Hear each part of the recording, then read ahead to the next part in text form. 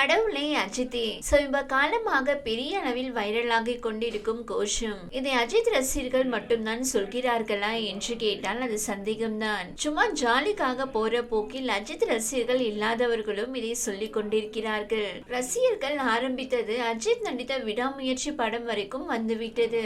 அது மட்டும் இல்லாமல் சமீபத்தில் அனிருத் வெளிநாடு நிகழ்ச்சி ஒன்றில் கலந்து கொண்டிருந்தார். அந்த மேடையில் அவர் இந்த கடவுளே அஜித்தே என்னும் கோஷத்தை ரசிகர்களுடன் சேர்ந்து எழுப்பியது குறிப்பிடத்தக்கது.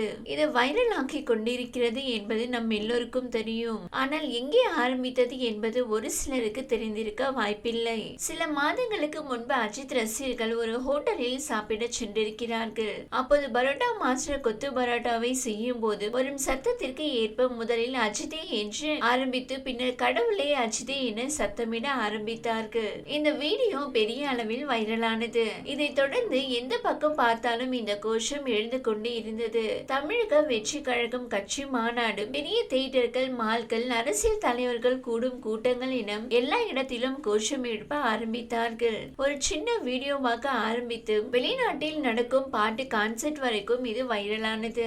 இந்நிலையில் அஜித் நேற்று தன்னுடைய ரசிகர்கள் இனி இதை உபயோகப்படுத்த கூடாது என அறிவுறுத்தி இருக்கிறார். அந்த வகையில் கோஷமிட வேண்டாம், எனது பெயரை மட்டும் சொல்லி அழையுங்கள் என தனது மேலாளர் சுரேஷ் சந்திரா மூலம் அறிக்கை ஒன்றை வெளியிட்டிருக்கிறார். அந்த அறிக்கையில் அவர் சமீபமாக முக்கியமான நிகழ்வுகளில் பொதுவெளியில் அநாகரிகமாக தேவையில்லாமல் எழுப்பப்படும் அஜித்தே என்ற இந்த கோஷம் என்னை கவலையடைய செய்திருக்கிறது.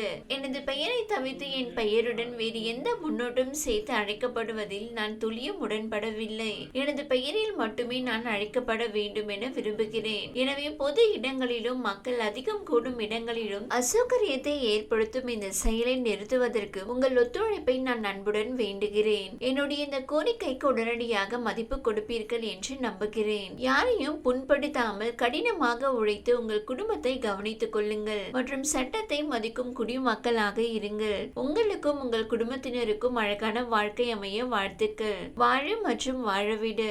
அன்புடன் அஜித் குமார் என அந்த அறிக்கையில் தெரிவிக்கப்பட்டுள்ளது.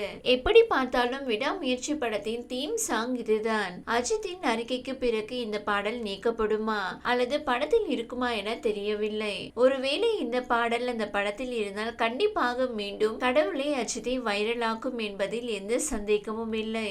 உண்மையில் நடிகர் அஜித் குமார் தனது பெயருடன் பிற பெயரை சேர்த்து அழைப்பதை விரும்புவது இல்லை. மேலும் நடிகர் அஜித் குமார் இப்படி அறிக்கை விடுவது இது முதல் முறையல்ல. ஏனென்றால் இதற்கு முன்பு நடிகர் அஜித் குமாரை ரசிகர்கள் தலை என பாசத்துடன் அழைத்து வந்தனர். அதனை அஜித் குமார் விரும்பவில்லை. இதனால் என்னை தலை என்று அழைக்க வேண்டாம் என்றும் ஏகே என்று அல்லது அஜித் குமார் என்று மட்டுமே அழைக்க வேண்டும் என்றும் கூறியிருந்தார். அதே போல் இப்போது கடவுளே அஜித்தே என்ற கோஷம் வேண்டாம் என்றும் அஜித் குமார் சார்பில் அறிக்கை வெளியிடப்பட்டுள்ளது குறிப்பிடத்தக்கது.